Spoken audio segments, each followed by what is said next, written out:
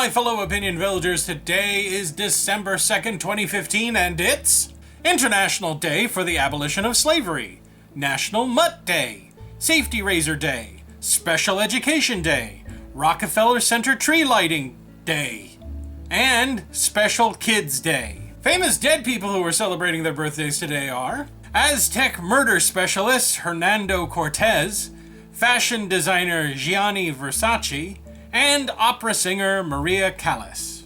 And now on to your questions. First up, McKenna McLaughlin asks, intimate question for AJ. I've noticed that Netflix seems to be filled with documentaries for Hitler/Nazi Germany, serial killers, and murder stuff.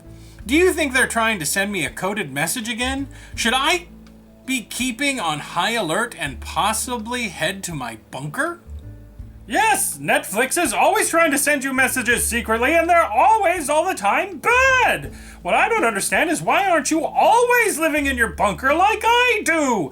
Why risk all of the possible problems from living in a regular house when you can be safe and secure inside of your bunker, pooping into a pail and eating MREs? You should get there now, but make sure to leave a note so that someone can connect the internet and Netflix to your bunker.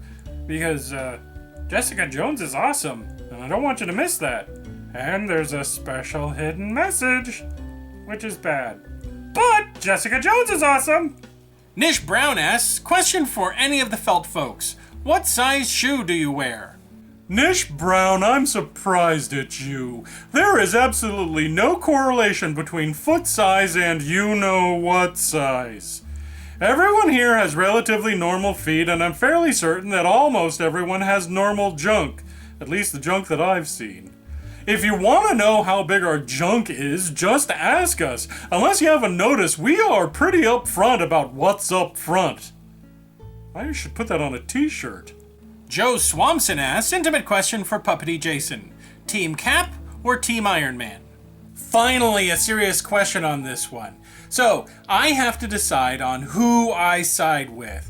Either I side with the rich, eccentric, Looney Tunes scientist and inventor Tony Stark, who has been rich his entire life and has never had to struggle with anything until he had his little terrorist situation. And now he's kind of weird and trying to protect everybody and is like 5 steps away from gulags and super prisons. Or Steve Rogers, a guy who is weak and only wants to help people. Who should I side with? Who should I say? It's Cap! Cap, Cap, Cap, Cap, Cap! And if anyone says that they side with Tony Stark, you're not my friend anymore! Radical Bacon asks, intimate question for me, Jason. How do I break into community theater? They're all full of cliques and I can hardly get an ensemble part. Breaking into community theater is very simple. Most community theaters have a very flimsy lock, which means you can probably pick it with just common household tools, like a hairpin or something like that. Or they just have like a padlock, and you can cut that with a pair of bolt cutters that you can buy like at any hardware store. Once you're inside the theater, go directly to the office and open up the drawers. Every good community theater manager has loads of dirt on everybody they work with. You'll find every alcoholic, every philanderer, every person that gazes longingly, perhaps too longingly, at any young men or women that come into the theater. A good theater manager or a theater company manager has to have that information just to keep them in line. Once you get that, make all your copies, and then just casually mention things the next time you show up. And you'll be amazed at how quickly you will not only get past the ensemble and get a lead part right away. Matthew Datcher asks, intimate question for me, Jason. Do the guys use your garage for their arguments? Have you considered a little organizing or maybe some tips from Feng Shui? I really don't go in for Feng Shui. I go in for a completely different Chinese philosophy called Feng Shui, which basically means throw whatever shit wherever you want to put it. And basically, you know how Feng Shui is all about spiritual energy and how if you put a mirror here, it directs the spiritual energy that way and it sends the spiritual energy somewhere else. Well, I don't want any spiritual energy bullshit inside my garage. So Feng Shui basically means that if I just completely mess up this garage and just throw things wherever I want to, Then what happens is that spiritual energy goes, fuck that noise, and doesn't even come anywhere near this place. Then the spiritual energy is happy, and I'm happy. Angel Fitzme asks, intimate question for Oswald or imaginary Gary. When will it come out you both have the same father? It's clear that he who shall not be named got around Opinion-Ville, especially given Oswald's cookie compulsion and familiar blueness. Oh, hello, Angel Fitzme. You may not know who I am, but I'm Oswald's mother. And I have a little arrangement here with the producers of this show, whereas if anyone wants to let the cat out of the proverbial bag in regards to Oswald's father, whether their theory is correct or not, that they should know me.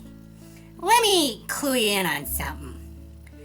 The guy who you're talking about is not Oswald's daddy.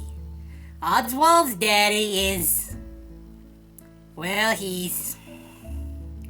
Oswald's daddy has passed away. Oswald thinks he's just run off, or got lost or something like that. But the truth is far too horrible for Oswald to find out. Basically what it means is, about 5 seconds after Oswald was born, we discovered that he had amazing strength. And we discovered that when he accidentally tore his father apart. I don't want my little baby muffin lovey bumpykins to ever find out that he did that. So we told him his father ran away. And if you know what's good for you, you'll do the same thing and not bring it up in the comment section again. Understand? Great. I hate threatening people online. Okay, that's it. Remember, if you have a question you want to ask intimate questions, leave it down below in the comment section. Until next time, my dutiful droids, this has been Jason with a D. Oh, hello, Trudeau here with even more suggestions for what you could have done instead of watching YouTube. Firefly4F4 says, instead of watching the next installment of Opinion-Ville, I'm going to be serving my community service at the local pet shelter and giving talks in schools about how to recognize and report animal cruelty. That's the last time I follow advice from the internet. Thanks, Trudeau! Look, I don't give out advice. I just come back here and I say things. You guys say what you would rather do than watching YouTube, and I comment on them. Nowhere around here does it say Trudeau's advice on how to live your life.